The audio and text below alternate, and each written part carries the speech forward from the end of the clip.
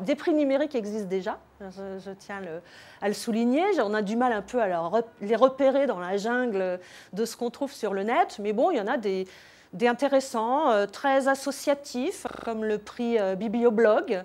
Au départ, c'est un blog de bibliothécaires qui trouve une audience inespérée, donc elle fait ses petits comptes rendus de lecture, etc. Puis ça devient une association.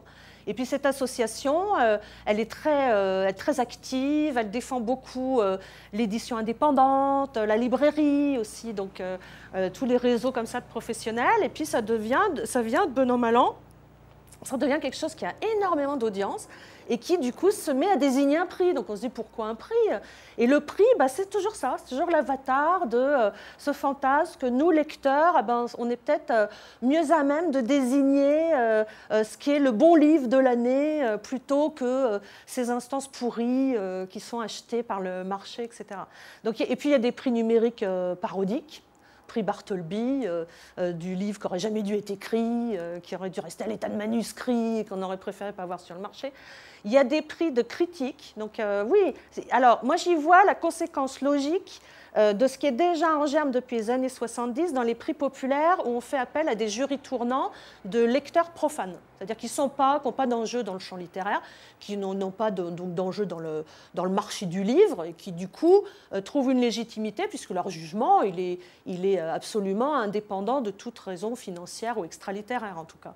Les internautes, c'est pareil. Les internautes, c'est un espace très intéressant. Alors, je débute mes recherches dans ce domaine-là, qui est très vaste, mais on y voit là le prolongement de cette expertise populaire, ce droit et cette revendication de l'internaute, c'est-à-dire du lecteur lambda, toi et moi, à désigner ce qu'on a lu. Alors, s'y jouent aussi des rites ou des postures qui sont hyper intéressantes parce que elles sont très voisines de celles que j'ai pu étudier dans les jurys dits professionnels.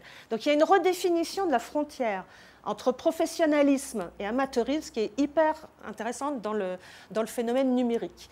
Se développe de plus en plus un sens noble du mot amateur. Amateur, c'est celui qui aime, étymologiquement, et amateur, c'est celui qui ne se veut pas professionnel, qui est là pour désigner son goût, son jugement, dans un espèce de rapport parfois très ludique, très convivial, c'est-à-dire et puis chez d'autres, plus ambigu. On voit se reproduire, moi c'est ça qui m'intéresse, je pense c'est encore trop tôt pour voir ce que va pouvoir produire, même d'un point de vue littéraire, cet espace numérique.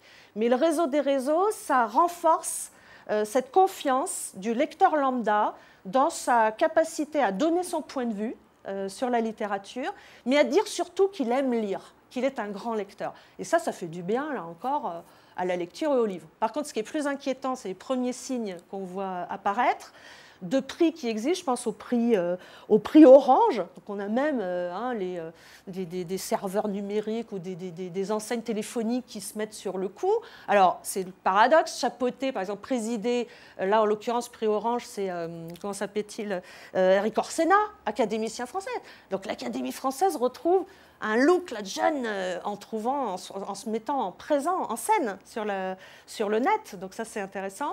Et ces prix-là, qu'est-ce qu'ils font? Ils commencent à draguer les blogueuses et les blogueurs qui ont créé des sites qui sont très fréquentés, donc qui sont a priori un potentiel de vente, un potentiel marchand très, très important. Et on voit les éditeurs commencer à envoyer leurs livres à ces blogueuses et à ces blogueurs, à les draguer ouvertement, à essayer. Voilà. Et moi, je pense que certains ne résisteront pas au chant des sirènes. C'est très difficile, je pense.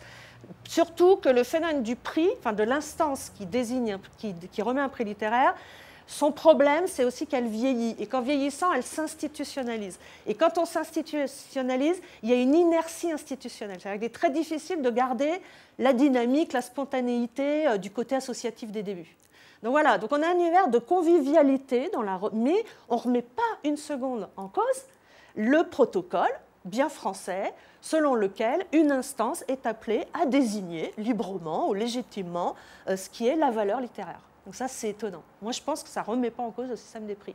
numérique ne va pas pulvériser le système. Il va poser problème, je pense, à certains prix traditionnels, s'ils ne se renouvellent pas, s'ils ne se rajeunissent pas, suivez un peu mon regard, mais sinon, non, je pense que ça va être de plus en plus ce que moi je constate, c'est-à-dire le déplacement dans les prix littéraires d'une logique de consécration de l'écrivain à une logique de promotion de la lecture et de gratification du lecteur roi.